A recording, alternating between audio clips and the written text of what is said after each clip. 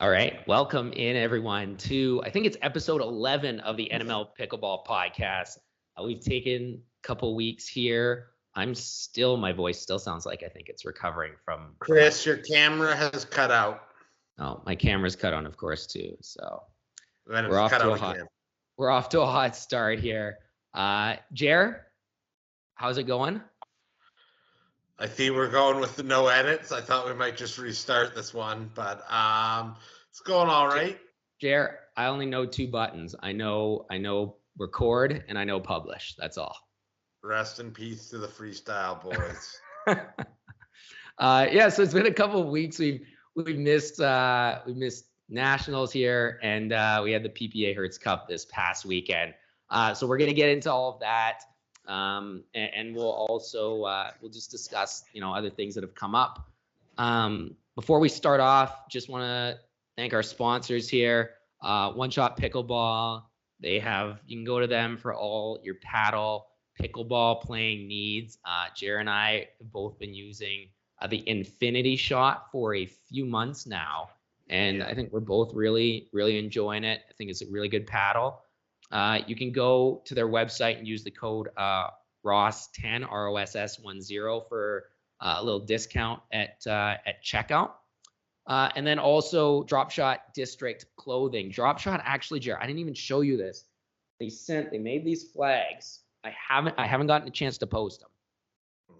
And they made one for NML as well, and they sent them to us, but I haven't had a chance to put them up anywhere. But Drop Shot, their pickleball lifestyle brand, clothing, merch, a lot of cool stuff.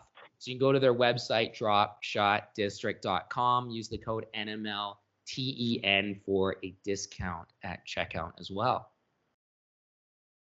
Should we get started? Sounds good. So Nationals, Brookhaven Country Club in Dallas a couple of weeks ago. I think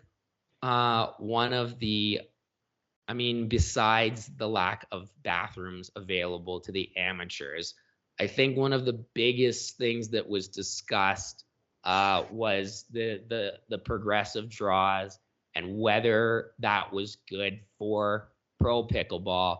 And I'm a pro progressive draw guy, Jer, but I don't think we've actually discussed between us whether you like it or not.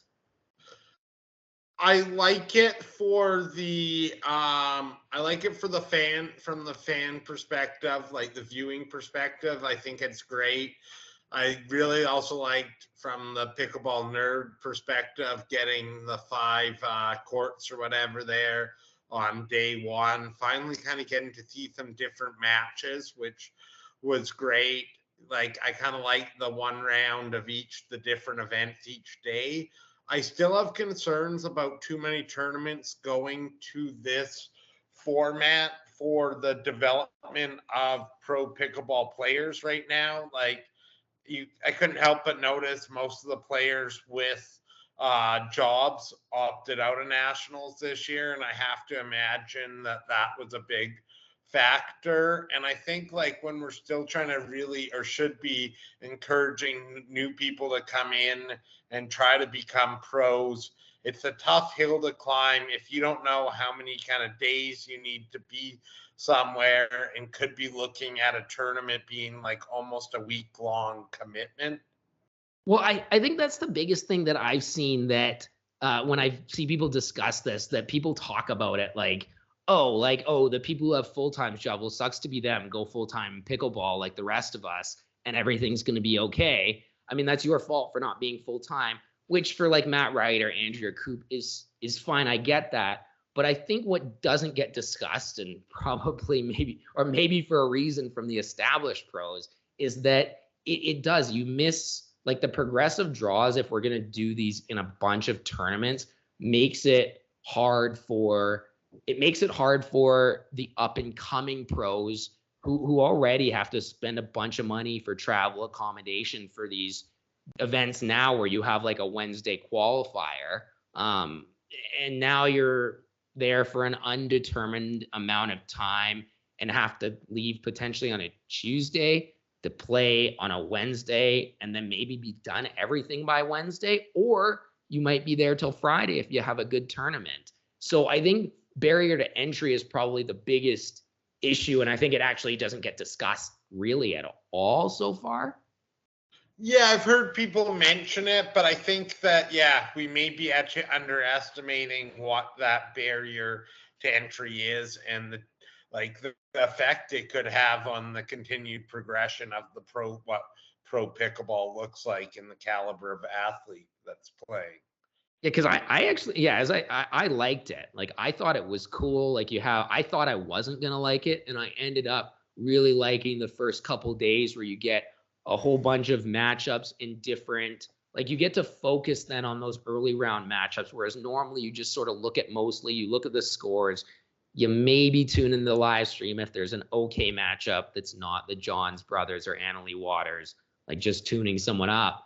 But then you don't really focus that much on those first round matchups or the second round matchups, which I think it was nice. They had they teased us with the 5 live stream courts, but they did give it to us for one day. And I thought that was like really good.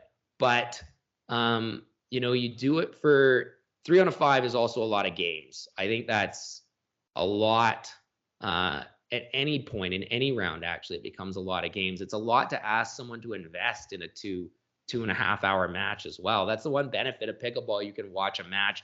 It's probably not going to be much more than an hour. You didn't like the 3 out of 5? Well, I know I thought the 3 out of 5 was really good, but I think if you're trying to do it for more events and do it like, I think I've heard people talk about maybe you start the 3 out of 5 in the quarterfinals if you're doing progressive draws, or you started in the semifinals. I really like the 3 out of 5, but I think it's a lot to ask to do it for a good chunk of the events. What, you just think it's too much? I kind of like the 3 out of 5. Especially if you're only doing 1 round a day, like, why not do 3 out of 5? Well, I mean, those days were going long. They were playing, for all the way through till past 10. I think that was a problem. First of all, is that the scheduling meant like these matches go long and they're playing pretty late into the night. Yeah, but we see that at other sporting events, like other 10th tournaments. If I go to like the early rounds of March Madness, which you're there all day, like. I think that's most kind of like for a player standpoint. I think that can be a bit of a problem if you have an early match and then you're sitting there. But I think the other thing that I for progressive draws, what I actually think is the best thing to do for them, if you're doing the 3 out of 5, is to just do it a little bit. Like, do it for your majors or just your big tournaments. You can do progressive draws, but if you're going to do them, do mostly 2 out of 3 other than Championship Sunday. For the rounds all the way up to the semifinals, because I think that's a way you actually make it special, is by doing 3 out of 5 like they do for tennis majors, and that's how you differentiate from tournament to tournament. Do you know how many tournaments they're planning to do the progressive draws for next year? I don't think anyone really knows at this point. No, because haven't they said that they're doing them for like their top 2 tiers of tournaments, like the majors? Their cups, right? I think someone said that. I can't remember who, but I think they did. I think someone has said that at least. I don't remember though. Yeah, I was just wondering if you knew how many tournaments that was, because I actually think it's a decent number of them. Yeah, and I think if you overuse it, people like it's a lot. I think 3 out of 5 is a lot for people to watch that aren't crazy people. Yeah, I don't know if it's better to have certain matches actually be a little longer, like the matches people actually are probably interested in. And like, I think it's almost more of a grind for you, or like more because you're trying to watch more matches. I think a lot of people like to watch their favorite players and might rather watch them play for a little longer. Yeah, no, I think that's actually a good point, that sometimes it's hard to get on the lens of like what you're doing and you're trying to watch, like if you want to watch 4 matches in a day or something like that. That's a lot of 3 out of 5s to watch. Opposed if you're like a Riley Newman fan and you just want to watch like him and Faye's playing with Lindsay that weekend, then play mixed. Like a lot of people would be happy they get a little more Newman. Yeah. for example. Yeah. Okay. Well, I mean, progressive draws, I think overall it's probably a success, but I think limiting it, and maybe that's what they are doing to some degree, but like keeping it at least for your bigger tournaments, I think that's the way to go. Yeah. What did you think of the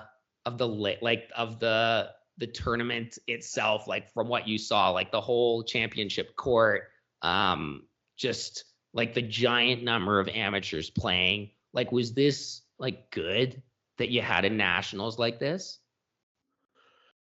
I thought from the pro side, most things looked pretty good. A lot of amateurs weren't happy. I think like they do have to, people have said it, I think they've got to go either just age and scale and limit like one or the other at the amateur level, and just like limit the number of people that are playing nationals. Like it's hard to have a proper venue. There are none out there, I don't think, to accommodate like 3,500 players or whatever it was at nationals. Like people love to be able to call themselves national champion. Maybe actually make it so that means something by having less, like just some fewer like divisions. Hey, if I'm a 3-5 60+ national champion, I am still a national champion. A lot of people would agree with that take. You know, I would have. I think if we were playing there at nationals, I was thinking about all the people complaining about how far the bathrooms were away. I would have been in big trouble potentially. Yeah, you would have been. Yeah, that would have like really scared me. So I think got to keep that in mind if there's a future nationals if we're ever planning to play. Uh, I also thought like, and we didn't talk about this for the MLP thing, but they got to figure out that center court situation. Like the center court was packed for some of those days, but they got to figure it out in terms of like the shade issue and building those structures. Like it's such a problem. Yeah, they seem to, on the center courts, usually have like huge issues where you get shade and stuff part of the time. And yeah, it seems like somebody should be able to figure it out. I mean, they build these structures and there's just this weird sun. Like MLP, MLP has had it at other events, but I think like the MLP and PPA, like they gotta like figure that out at some point, like where you're not having the shade impacts pickleball so much. I actually think it's brutal that like they got to be able to figure it out next year. I would not be impressed to be playing on a lot of those courts. Like it's very amateurish. Yeah, I think it looks that way too when you see this like massive shade and all the commentators can talk about her, how much it's affecting it and why you can't punch a drive back. Yeah. I mean, in terms of like results, like Ben lost to Chris Hayworth, but Ben and Annalee won. Annalee won. Ben and Collin won. Although actually, if it wasn't for Collin's near-death experience, maybe they actually don't win that match. Yeah, the Collin John thing, like it's actually wild. Like if he ever does get hurt in the eye, I think he's gonna like people are gonna be laughing because like you can't take a wiffle ball off your forehead and collapse like it's a near-death experience and not be moving. I actually still don't think that's a legitimate injury timeout. Like it did break like the momentum there of the match. And like, why are you allowed an injury timeout? It didn't hit his eye. Like it's a wiffle ball on the head. Yeah, I don't know. It was funny because I was watching it live with producer Alyssa, and I literally just started laughing out loud. Like I was literally laughing, and then I was like, oh wait, actually, if his eyes hurt, then it's not funny. And then as we're going to break, Alyssa says to me, and she's like, why is he not moving? Like, why is his limbs should still work even if he was hit in the eye? And so, like, I think, I don't know, like, because he's such a drama queen about whenever he's hit with a ball, like, is that why he gets a medical timeout? Like, is that even in the rule book you get a medical timeout for getting hit by a ball? Well, it seems like a little unclear what you can and can't get a medical timeout for, but it seems odd to me. You can't take one for like cramping, but you can take one for like literally just taking a wiffle ball, like getting hit by a wiffle ball. It's so funny because Hannah Johns' sideline report, very unbiased sideline report, made sure to tell us that the ball hit him at max speed because it ricocheted off Ben's paddle and it wasn't coming from, like, he didn't have all the time between coming across the net. So you have to remember that when it comes to medical timeout. Yeah, it's embarrassing. I just think it's such a bad look. And it also, like, that was a really good match. Like, I think Tyler and James were right. They were in a really good spot in game 4. I mean, I'm not betting on them to win the match regardless of if that happens, but I still think they're probably, like, all their momentum was killed, like, once they take that 15-minute break. Yeah, if I'm Tyler and James, and I think Tyler somewhat alluded to this on King of the Court, but I'm pissed. Like, I am very pissed. Well, I think, like, he's got to be a little political, but I'd be like, because Collin, whenever he gets hit by a ball in the face, it's like the worst thing in the world. He, like, tosses his hat or stuff like that. If it was someone, I think the problem is, I mean, we've heard about concussions with a wiffle ball. I mean, I don't know, maybe you can get hurt by a wiffle ball. I mean, we've both been hit in the head a number of times, like, many times, and you just, like, people say sorry, and it's, like, not a big deal. Yeah, I don't know. It's tough. You do forget I, like, left a mark on your head earlier this year, so. You left a mark, but I was only down for, like, 20 seconds because you hit the ball so hard, Jer. I am known for that. That's what I'm known for. Well, I mean, if we move from one tough guy situation to another, I don't want to talk about this too long, but I think we have to talk about AJ and Fed. I wrote about it a bit in the takeaways, like, after nationals. People, you know, if you don't know what the Fed AJ situation is, you can go to our takeaways, go somewhere. You've probably heard about it if you're listening to us talk about it. I think one thing that was funny when I listened to Zane on their podcast talking about it, he was like, well, did Fed deserve what happened to him? I thought it was a funny question. I don't think deserve. Here's what I think comes down to, like, AJ in the wrong, but if you're Fed, you can't be calling any women like a bitch. You just can't. Like, that's off limits. It's worse when you're calling it a 16-year-old girl that. Like, so, you know, if you're going to start running around yelling that, you better, you know what is a bitch move is to, when somebody comes up and starts pushing you a bit, to call the police. Like, that's my take. Like, yeah, I mean, I don't think I disagree. I don't think I like AJ what he did. Like, it's like your mom says, like, 2 wrongs don't make a right. But, like, you also, like, how you handle the second wrong, I think also matters. And what you did, like, initially that was wrong matters in it all. Well, you're a clown, to be frank. If you're going out there, you're calling women that, and then you're basically you're kind of still talking ish on the social media, and then the guy kind of from my understanding, pushes you a couple times, and you call the police. Like, not a good look, in the words of a once famous pickleball pro, Mac Mittens. I think he was held up against the fence maybe for a couple seconds too. Just so we're clear on the story.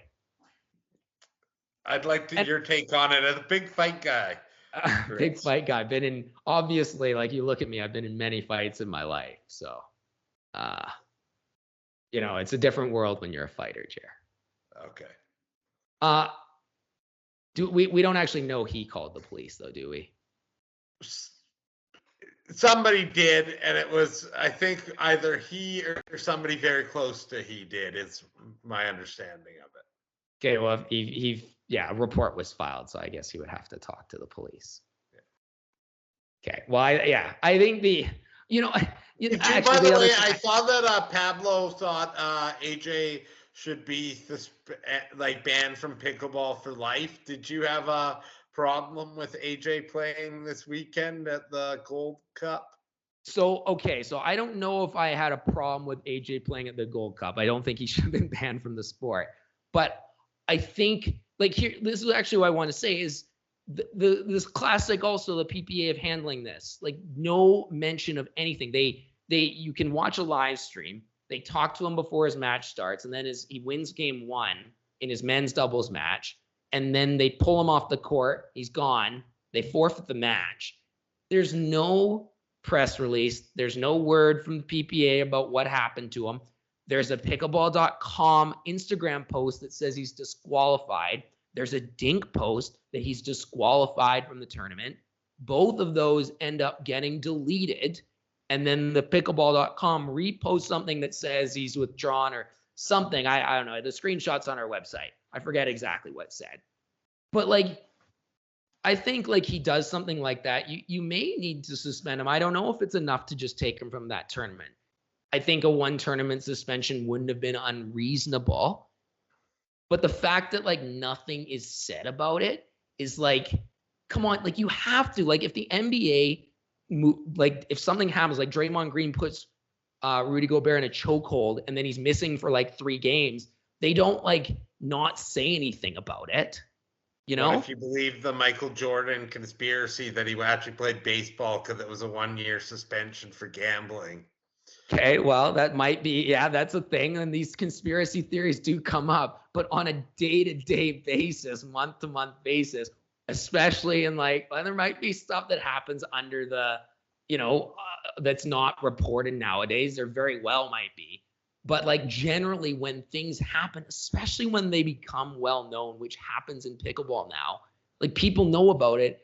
And just to continue to be, like, when you're, like, your MO is that you're always silent on every issue that comes up, then, like, that's a problem. Yes, I would agree. So that's what the PPA does, right? Like, but it can't be acceptable. It's like, oh, that's what they do. So it's like, oh, that's okay. Like, that's just how they always do. No, but I think we're going to talk about another issue here, and soon, and it's the same thing. Like, so. Okay, well, why don't we talk about it now? Are we done with nationals? Do you have anything else with nationals? I don't have that much that was. I think people have talked about results. We're a couple weeks removed now. Did you have anything else? One thing that I think is interesting is you did talk about Ben losing to Hayworth, and obviously that was notable in both. It was indoors and it was with one of those gear box paddles. But what I do think is interesting is there's a lot of talk about trying to move pro pickleball in particular indoors. Ben has now admitted that he has trouble, apparently some eye issues, seeing indoors. What happens if they do mainly move indoors and the number 1 player in the world is clearly not the number 1 player in the world indoors? I don't know, because if there is a merger, he also might have less say in what happens going forward. But when are they really going to move the majority of tournaments indoors? Is that going to happen in the next 2 years, do you think? It doesn't, like, looking at, from what I've seen of the PPA schedule, it doesn't, and probably the MLP as well haven't, but there seemed to be a lot of push from a lot of MLP people to move things indoor, was my understanding. Yeah, and I mean, I don't know what happens in that case, because on the one hand, I do sympathize with Ben's, like, what he says is his reason. He's got some eye issue that makes lighting, like, if the lighting's not really good indoors, it makes it hard for him to see. Like, I'm someone who's always had trouble seeing around dusk time. You have trouble seeing, particularly shadows, I think, give you trouble. Yeah. Regardless of your prescription situation. So I think, like, that can be a real thing. But it's hard to know how much of a real thing is when you're not Ben, right? And can you cater the whole world around, the, like, changing how you're going to operate around a number 1 player? You probably can't.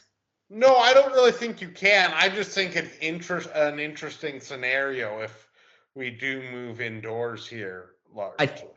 I think we might also see how real the eye issue is if there are more tournaments indoors, that he can no longer like avoid every indoor tournament. Like, is it real? Like, I'm not entirely convinced that it is that real of an issue, but I still don't wonder. Like, mainly we've seen him just avoiding indoors, so it's hard to know. And I do think it's noteworthy that he seems to mainly take these losses still in singles indoor, and I do wonder if it's a lot more to do with it's easier for players to hit passing shots and things indoors. Yeah, that's what I was thinking as well. So, I mean, we'll have a chance to see if there's more indoor stuff, but that's not something I hadn't thought of that actually about Ben. I did remember for nationals, just the thing that PPA, I think there was a press release yesterday or today about the viewership numbers for nationals that came out, and they did like the most classic like PPA thing is like, or now they use like pickleball.com as their news source, which is just their news source because they own it. But 2.6 million combined viewers, I think they said, between Tennis Channel, ESPN, and Pickleball TV. I just have no idea what these damn numbers mean. Like, I don't know what 2.6 million means. You get 400,000 viewers. They had 390,000 viewers for the celebrity event, which was well attended. But whenever people post those things about the viewership numbers on major networks, I have a problem that every time it's like those major networks get viewership numbers no matter what time you put anything on. You're going to get viewership numbers. It's how it compares to what is normally in that time slot, that matters, not how many numbers you have. So if you add 400,000 and, you have viewers for, I don't know what any of it actually means. It sounds like a big, nice number, but I think classic that it just doesn't like mean anything. It does sound impressive. I would agree, but yeah, it is hard to know what it means. And I think, I really don't have a lot to add there. It's hard to know. I don't know. I forgot what it was, but they did something like that with Tennis Channel numbers, and they like combined 4 days worth of Tennis Channel numbers earlier in the year. And I think it just is like putting a big number to make it sound good, which, I mean, I guess you got to do what you got to do. Isn't that how most things in the world work? That's true. Yeah. Okay. I think it's time to talk about the paddle testing stuff, because I think what happened this weekend might have been the most comical thing that's happened so far. PPA Hertz Gold Cup in Daytona, Florida. PPL, Pickle Pro Labs, has been doing the independent testing for MLP, I think, since the third event, or no, was it the second event of MLP this year? Can't remember. Second, but don't quote me on that. I think Daytona, actually, they started, and then, I think it was Daytona that they started. So Caitlin Kerr, pickleball chick, who's the part owner, GM, Las Vegas Night Owls, posted on Twitter that Pickle Pro, she's playing mixed pro qualifiers, and gets an email saying Pickle Pro Labs is doing the testing for this weekend, which was really surprising, right? Yeah, it was, but it wasn't, because we've heard a lot that the PPA and MLP and sometimes USA Pickleball's included in that, are working together to kind of create a joint standard in pickleball testing. And it still sounds like there's going to probably be a merger here. So them get kind of coming on board with the testing. It seems like PPL has been more advanced in their testing. So it made sense. Like, it was a little surprising, but it made sense. Yeah. Okay. Yeah, I think that's fair. And so then they're going to have testing. And so we see on singles day, Annalie Waters withdraws. Irina Tereshchenko loses first round to an unknown person, or she's down 11-0-2-0 and retires. And so I think Jillian Braverman pointed these things out, of course. And because there's been speculation about Annalie's paddle. issues with Irina's paddle, and that her paddle that was challenged by Jillian Braverman didn't even get tested. And even though Connor Bardo said it did get tested, and she wouldn't He's even a actually. busy man, Chris. He couldn't know in those 3 weeks that it hadn't been tested. No, and he's just gonna say stuff sometimes because he is a busy man. That is true. And so that's why those results are of some significance. And then Friday morning, I think Jilly B points out Irina and Pablo lose to, I think it's Cass Hogan, Anderson Scarpa 6-6, which is like pretty surprising score. Well, but then who did Cass Hogan Scarpa beat in the next round? They got another impressive W. They beat Zane and Lacey Schneeman.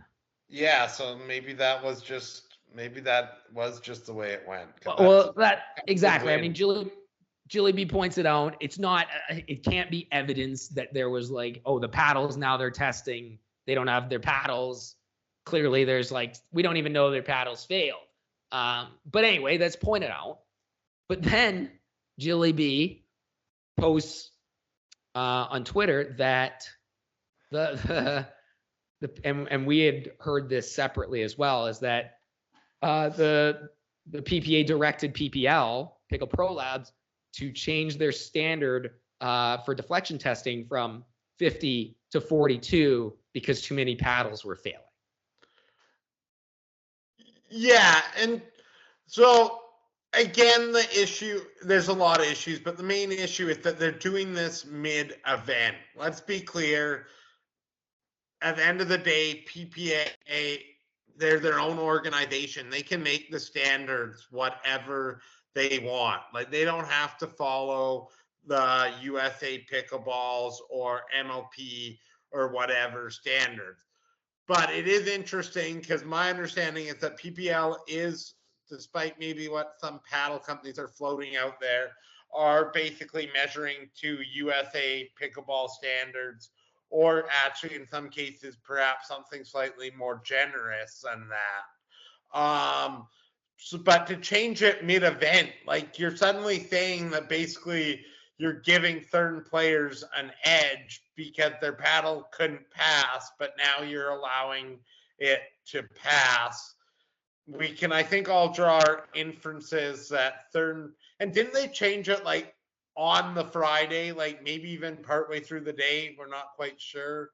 Yeah, I think that's the case. And I think the other thing I didn't mention is that it sounds like, well, I think Jillian referred to this, but it sounds like it's sponsor and or player driven or directed, that like PPA was getting calls that this is, or getting told this has to be changed. Because, well, let's be honest, it's a big issue. Like, a lot of the money that's being tossed around still in pickleball does come from these bigger paddle companies. Selkirk sponsors the most players. They sponsor the PPA. We know they already were mad at MLP because their paddles were failing in MLP, and MLP had banned their gold and white paddle. We'd heard that they were even pressuring players pretty extensively to try to sign with the PPA over MLP when there was merger stuff. A lot of that was to do with paddle things. So it's interesting that, and there's just, it creates conflicts basically when an organization is taking sponsorship money from certain paddle companies. And I think there's nothing almost wrong with that, except when it seems to encourage different standards to be enforced for different paddles. And if we look at it, at the end of the day, the PPA at times has banned paddles. I don't think they've ever banned a paddle that was sponsoring them at that time. I could stand to be corrected. I think that's right. And I think, like, there were two even just posts today on the PPA's Instagram where they were promoting Annalie's new signature paddle. They were promoting, there's a gearbox promotion. They have a PPA combined gearbox giveaway, of course, like with the gearbox new power paddle that is everyone's talking about, that I'm presuming but don't know is probably not passing deflection testing. It's just like, if we talk about what we were going through earlier, like, it's the most classic PPA thing that you bring in this independent testing, and it's like, okay, they can make their own standard, but you've brought them in to enforce the standard that they've created with MLP. and then you're just changing it mid-tournament to make sure that more paddles pass. It's like, it's absolutely comical that like this is occurring, and that it is occurring, of course, without any statement, no announcement, all under the table, nothing public. Like, it's all what we see constantly. Well, and you aren't creating a level playing field, right? Because if I'm a player that actually plays with a paddle that is passing what was supposed to be the standard, and suddenly you're allowing paddles that are far superior from a power perspective to pass mid-tournament, I am suddenly at a disadvantage. And you're allowing what was illegal earlier in that very tournament that I was playing to suddenly be legal.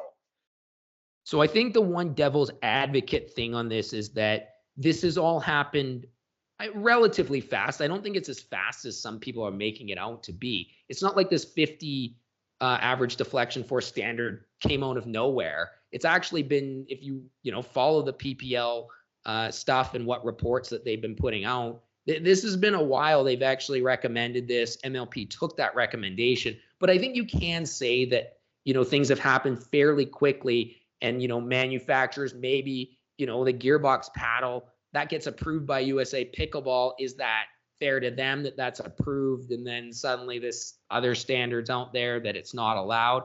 I think that's the devil's advocate side of things. Now do I agree with that? I don't agree with that. I think because what you have is that it appears more and more paddles are trickling either close or past that 50 standard, and there's more paddles that are failing, which indicates manufacturers are just like, screw this, I'm pushing the limits. Yeah, I think that's the problem. And then if you just kind of allow the standard to move, people are going to push to that new standard, and soon we're going to be moving it again.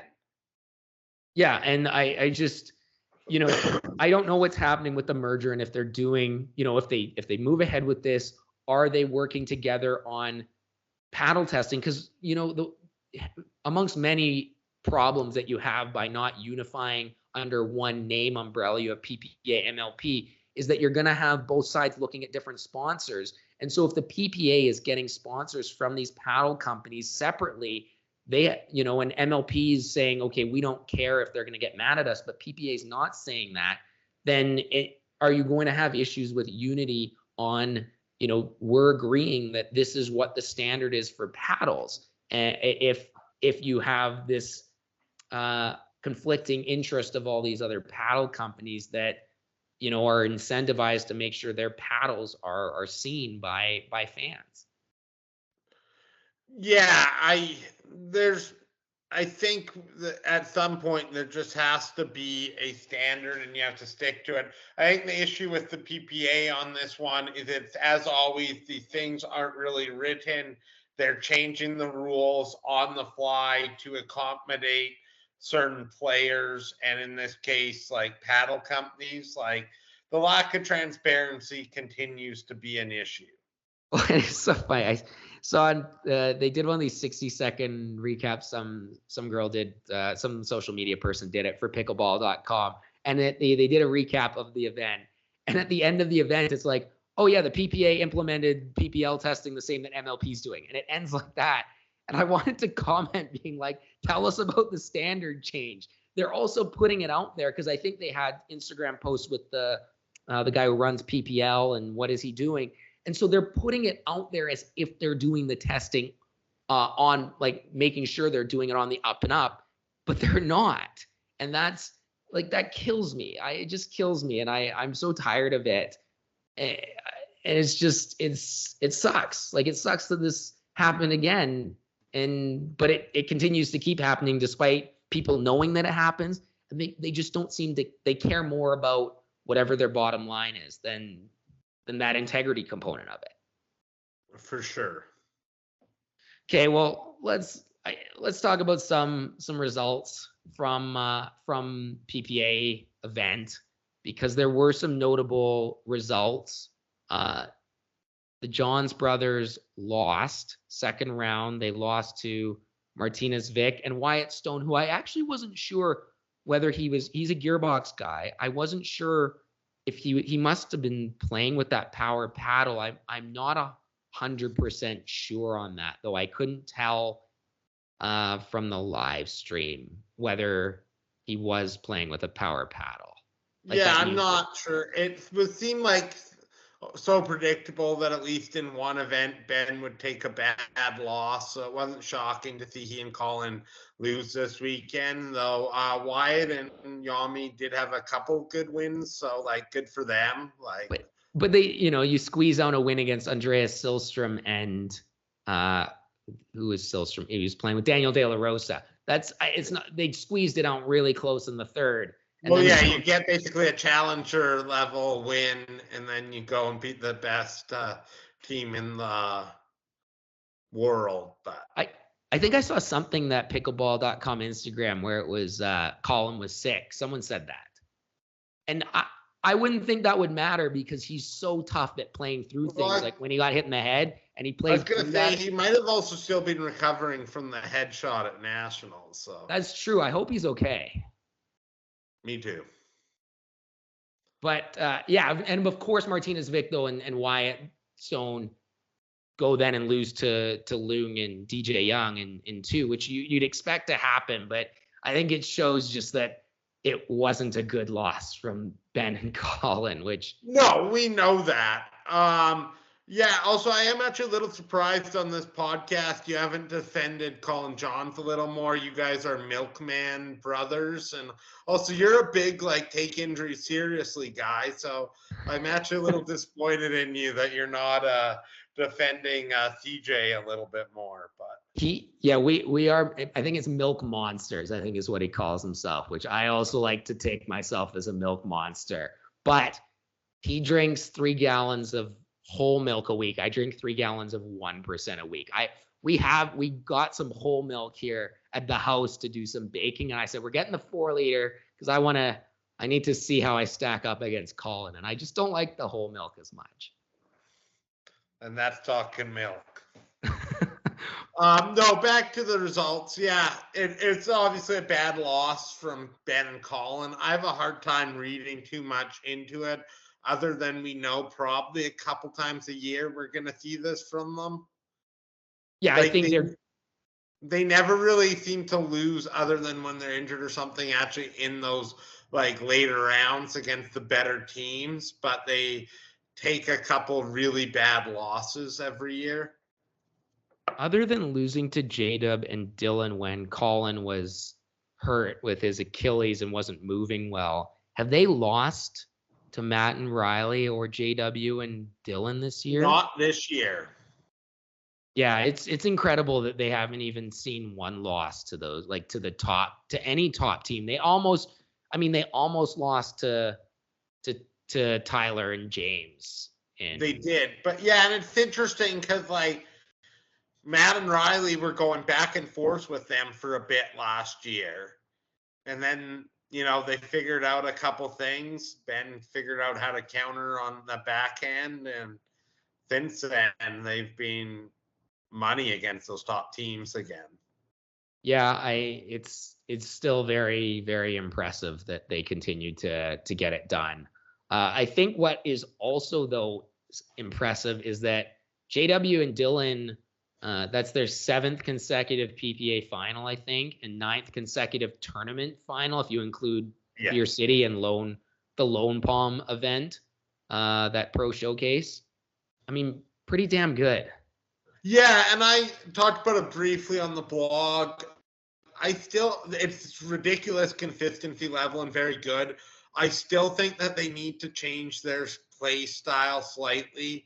I think it actually works very well to beat everybody except the Johns brothers, but they're a bit too predictable. They allow the Johns brothers to kind of set a lot of the patterns in those matchups, and I think that they need to figure out ways to initiate more and probably be a little more aggressive on their dinking, to be frank, if they want to actually start beating Ben and Collin.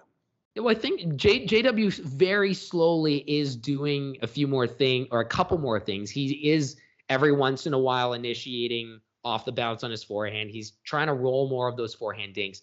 He also, I don't think he's pulling it out at these PPAs, but he was two-hand backhand dinking at the Lone Palm event. So I think he's slowly trying to work on stuff.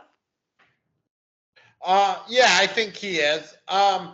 What do you think's more likely next year? That we see J-Dub and Dylan kind of pass or make the John the natural rivalry where they're going back and forth, or that the field catches up to Dylan and J-Dub? That's a good question. I would think that it is more likely that the field catches up to JW and Dylan. I think that then they catch up to the Johns, but I don't have a strong conviction on that.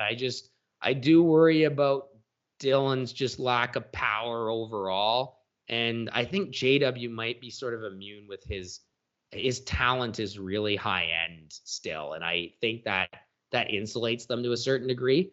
I mean, what do you think? I think it's a good question. I want to lean to them catching up to the Johns, but I'm nervous to do that. Like last year, it looked like to the second half of the year that Riley was catching up to Ben in doubles, like mixed and men's. And now they're like the field has got Riley and Ben has basically extended the lead. I do think that I do have some concerns about Dylan. I think JW's talent really holds up well. And I do think that the one thing is they do still have an overall hands advantage. So if they can figure out a few more ways to initiate, that they can maybe cause some issues for Collin and Ben. I want to believe that they can do it. I just think like I'm like trying to think. It's like I want them to be able to do it, but realistically, are they really going to? I don't know. Yeah, I think it's more of a mental question, whether they're mentally capable of doing it, rather than whether they can physically do it with those two. Yeah.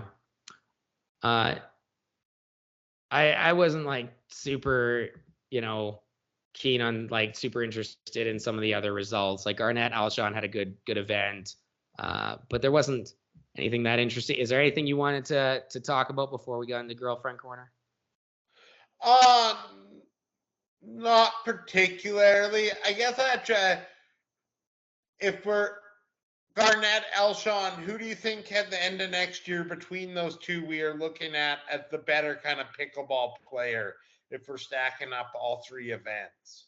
The better MLP player, the better men's doubles player, the better mixed doubles player? Well, I guess you're going to say MLP player because I'm looking at it from a 3-event perspective. I think the guy who might be more valuable actually will be Connor because you have, I think he's your left side guy. I think I lean Connor slightly because I think he's still like it's really valuable having what Christian provides on the right with what he can do in mixed. But I think like Connor overall, I think with what he can do on the left is where I would lean.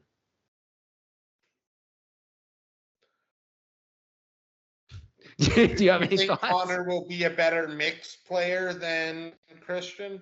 No, I don't actually think he is, but I think he'll stay a better singles player as well. Christian's singles games, he doesn't have a backhand, like a good backhand. Fair. Okay, I think it's time for Girlfriend Corner. Producer Alyssa, welcome back onto the show. How are you doing? Thanks for having me. I'm doing well. How are you? You got to sit close to the mic so we can hear you. I know. Okay, so. It's almost like I do that every year. It's true. And now I don't do it myself. Also true. Okay, what's Girlfriend Corner this week? Let's talk video games. Okay. Do you want to talk about the one that's coming out or the one that's already out? What's already out? Apparently, October, I think it said 23rd, a pickleball video game came out. Pickleball Smash. Okay, no, let's talk about the PPA Tour video game. I know nothing about that. There's 2 video games now that nobody's asked for, nobody wants, not 1, but 2. So the PPA one I think is coming out in this winter. I think it's Farsight Productions. Okay, you've Who's made these. Who's also the creator of the legendary Cornhole video game, as well as I think it's something Pro Bowling. So. Oh, you've done some research. I've done some research into this. This has been a deep dive by producer Alyssa. It looks horrendous. Well, yeah, because I think people don't know. They're learning about you. You are a video game aficionado. I wouldn't call myself that, but I do dabble from time to time. Well, and that's why. So I had to show you, like Dave Fleming had on his Instagram. He had the PPA video game and talking about how great it was, and I thought it just looked like atrocious. And so, you sent it to me, and I couldn't believe my eyes. It was the video of I think it was Jay playing it. No, I sent you that. That's a separate one. That's a separate. Oh, it's a different one. Well, yeah. The video, I rewatched it in my deep dive. The video of Jay. Yeah. And his character, he's playing as Ben against himself, and Ben swings at the ball, and the ball isn't within like a foot of the character, and the ball goes back over the net. It's horrible. It looks like something that you would see on the GameCube back in like 2010. Yeah, I actually looked at like a FIFA 99 YouTube to see like how it stacked up against like FIFA 99. It honestly looked better than FIFA 99, but that's like where my mind went when I saw that. And I just don't know why. I don't know why they're doing the video game. Like, do you get it? No, I don't think anyone's asked for it, but apparently people do like play it. There's already a review out for the other. That's why I brought up the other pickleball game, because there's a review out for it. Someone out there in the world paid, I think, $29.99 American to play a animated pickleball video game on like their PS5. So there are people that'll pay for it. I mean, I got excited at first when I saw like a little bit when I saw the Annalie Waters clip of her all geared up, but I was expecting something more like, like Just Dance. Because Just Dance uses like the motion tracking and the live actors, and the technology is really cool and it looks real because they're using real people. And then I saw the clips from that actual gameplay with the footage from Jay, and it's kind of sad. Is the producer Alyssa just afraid to play me in the new pickleball game? She's afraid that I'm going to get back on the old sticks and just gone. Hey, that's my take. I think you and Chris need to be in there. I mean, if we're not going to get the bet, that's how we could get the bet. 2v1? 2v1 on we'll play Travis. PPA video game. That could be problematic if I have to actually play a video game. I don't know. Yeah, I'm worse. I just actually like don't understand though, like what the purpose of having the video game is, especially when you're going to put out like a really crummy product. Like, do you have like, I don't get why. I think it's like, it doesn't look good. I don't know, but like you think about the demographic that is into pickleball, other than you like crazy pro sport obsessed pickleball players. It's like, you're like grandmas and grandpas, and like you've got maybe your grandchild plays their Nintendo Switch, and you're going to go get a game and you don't know anything about it. And you're like, oh, pickleball's cool. Maybe I'll get a pickleball game for my child. But they'll never play. No, yeah, I don't understand why they're doing it. They don't care. Other than I think they want to be able to be like, look at how cool this is. We have a video game, but I don't think they're quite there yet. Well, and I think the thought is there. I mean, like on Nintendo Switch, like they have Mario Tennis comes out for every console that they have. It's a mainline staple. People do play these type of games, just not this type of game, I don't think. I think when you just like you cheap out on the production company, I think you could have done, like, you can probably do a pretty decent pickleball game, but I think you said when I was talking to you about this, Jared, it's expensive to make a good game. I think it's extremely expensive, and there can't be the market for the game. So why are you going to put that into development? But then we're back to, why are you making it? I guess maybe it's like a legitimacy of the sport thing. Like, you think of current legitimate pro sports, they all have games. You've got FIFA, you have NBA has games, NHL, NFL. And does NFL have a game? Yes. Not a sports video game aficionado. No. We don't get those on the Nintendo Switch. So Madden, just so you know, is like the biggest sports game. I know that. So actually, I also just thought it was funny. Like Dave was saying how how awesome it looked. But given his demographic, maybe he really did think it looked awesome. Hey, maybe the game is just gonna do numbies in like the older demographic, and we're just wrong. I mean, the publishing company doesn't even have the game on their website at this point. So Wait, last question on this. Did you see what Pickleball Smash looked like compared to the PPA Tour game? yeah, so Pickleball Smash is, when we talked about it earlier, is what I thought they should have gone for in the direction of a game. The characters are animated. It's kind of a ripoff of Wii Sports, just cooler locations and the characters. I mean, they're animated characters, but I think I would take an animated character over like a Sims 2 style character.